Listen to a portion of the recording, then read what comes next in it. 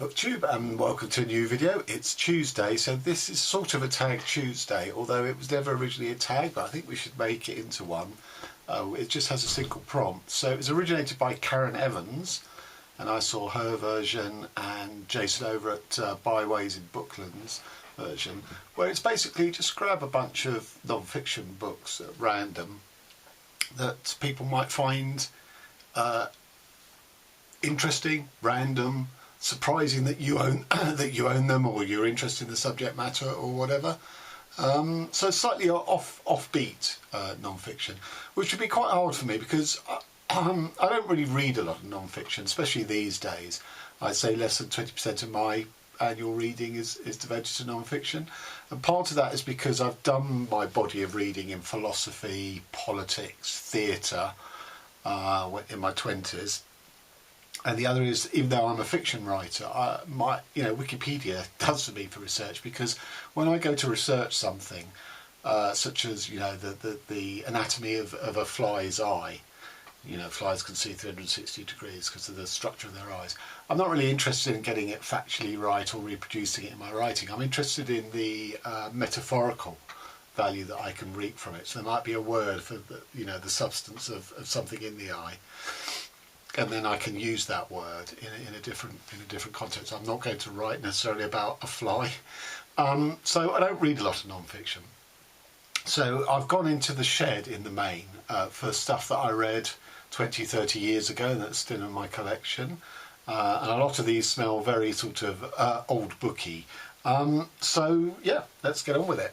So the first is actually something that is in my sort of reference section in the house. It's not in the shed. It's called The Alphabet by David Sachs, and it is literally the history, the coming into being of each of the individual 26 letters of the alphabet, and it's wonderful.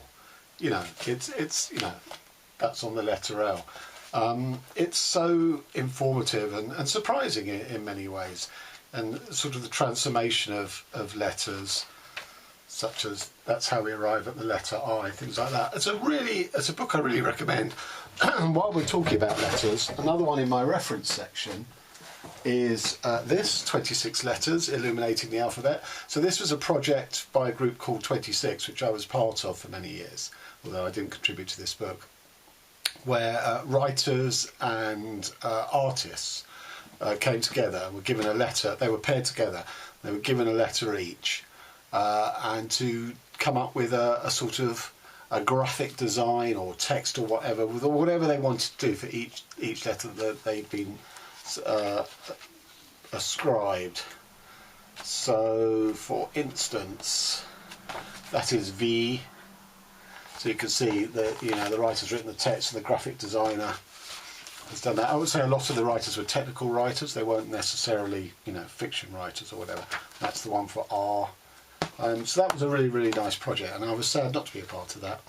And the other book that's linked to the alphabet is The Adventure of English. Now, I'm not holding this up as an unusual or strange book. I am interested in the origins of language. This is a very good primer on the history of how we arrive at our current tongue of English today, going all the way back to its antecedents in Frisian, which is somewhere between Germany and Denmark.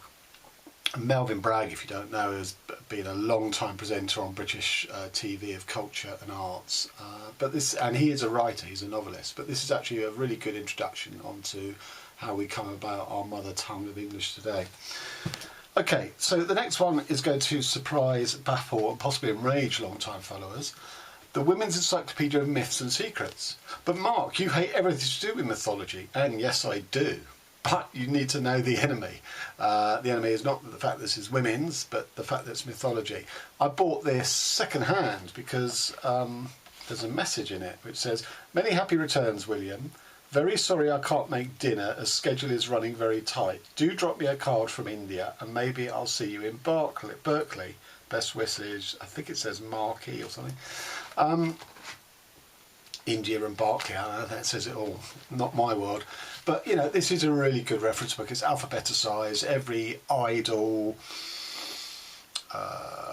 you know, have witch in there or have yoni in there. You know, anything that sort of female and mythology is in there. And, you know, I've annotated it, or at least marked areas, because I have in the past referred to this as a work of reference on a couple of different things. I did a project on The Wasteland. T.S. Eliot's The Wasteland also has a lot of reference to classical and pagan mythos, so it was useful for that. So this is an entry for fatherhood. Patriarchs crave similar nations of descendants for a tribal ancestor achieve great glory in the afterworld, and I've noted patriarchy to achieve power in death through childbirth, control of reproduction. So yeah, the Women's Encyclopedia of Myths and Secrets. Hallucinogens and shamanism. So I would have come to this book through finishing my William Burroughs stint in my 20s. And obviously he wrote about a quest to find yage, which is a stimulant. And yeah, I've always been interested in shamanism. I'm less interested in drugs, but obviously if you're interested in shamanism, you do have to broach the subject. And I remember it being a very good read. I mean, there's literally 8 chapters in quests of the effects of different hallucinogens. Blackfoot Physics, a journey into the Native American universe by F. David Peat. So in the 80s, there were those books like the Tower. Oh, was it the 80s or the 70s? The Tower Physics, Small is Beautiful, and I'd read them and had liked their message without being convinced by their science, or at least the connection between modern science of the day and Eastern mysticism. This is obviously different because this isn't to do with sort of Eastern mysticism. This is to do with a Native American tribe where a physicist goes and lives with a tribe for, I can't remember how long now, and in just sort of talking to them every day about their beliefs and everything, he makes connections to modern science. And I find this unconvincing, this whole thing about, you know, I suppose it's Jung's collective unconsciousness that we all, you know, all our belief systems ultimately sort of say the same things. I'm not denying that that might be true. My problem with it is it shows a somewhat lack of imagination in the human race. And I don't mean that sort of insultingly. I just think it's how our brains and sense perception and processing of data are sort of shaped in very specific and narrow ways. So that when we do cast out into trying to provide supernatural explanations of the unknown, it's inevitable that those explanations will overlap with one another no matter what part of the world you're from, because that's just how our brains are structured. So this was not as satisfying as I thought it was going to be. So I read this last year, 1,000 Years of Nonlinear History by Manuel de Landa. It does what it says on the tin, you know, that our history is very much led by thoughts, ideas and actions of humans. This has sort of more non-conscious factors such as germs, genetics, disease, geology, you know, where you can build a city where you can't, and what was the third one? The third one was sort of how ideas spread and stuff. So this was really interesting. It was saying, you know, history isn't necessarily all derived from human action, but all it does really is sort of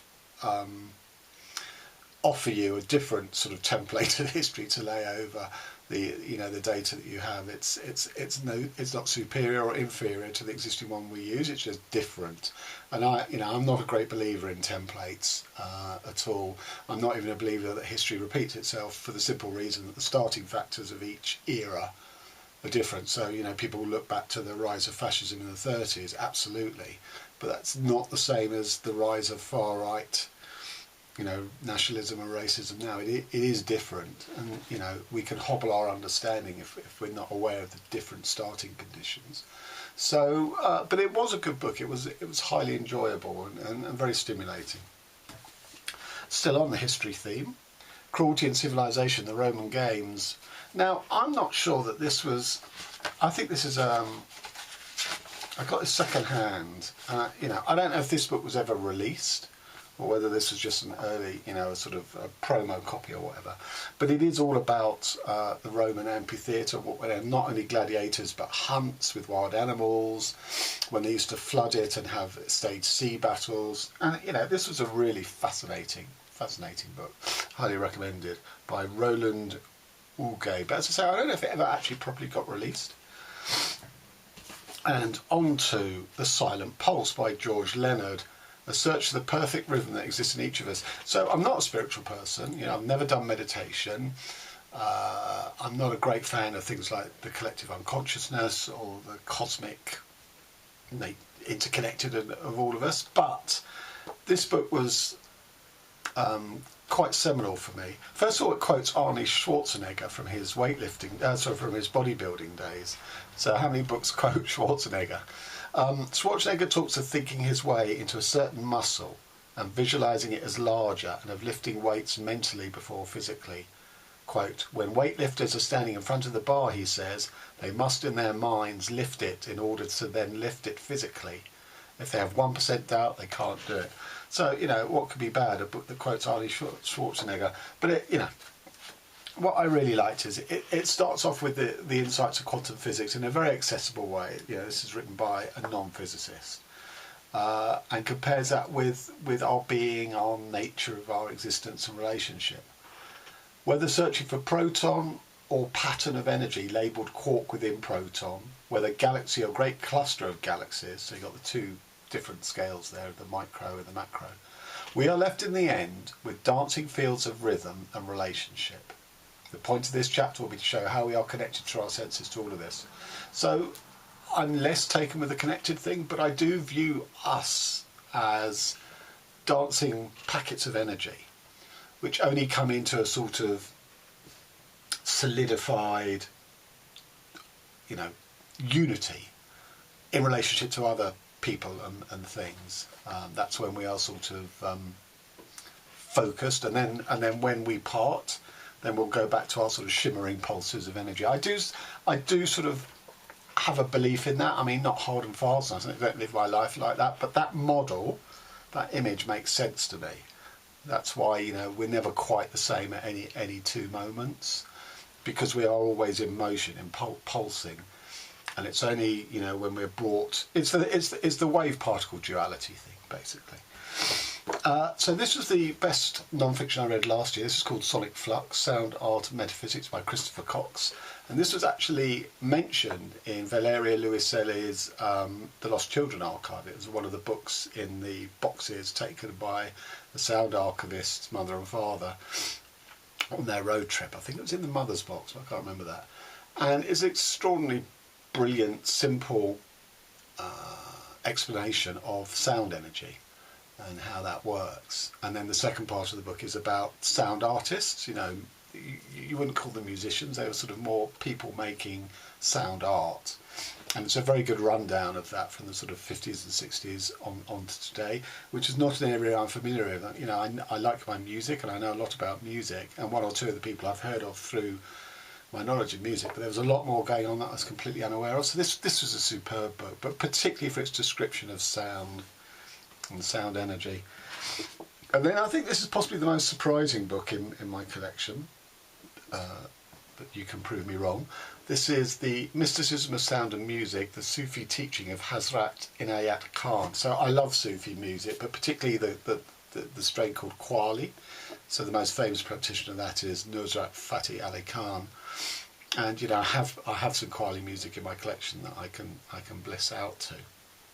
And this is a book about the whole sort of role of sound in Sufism, and I didn't get a lot from it possibly because I'm outside that whole tradition, but I'm really glad that I read it and that I own it, and I love my Sufi music.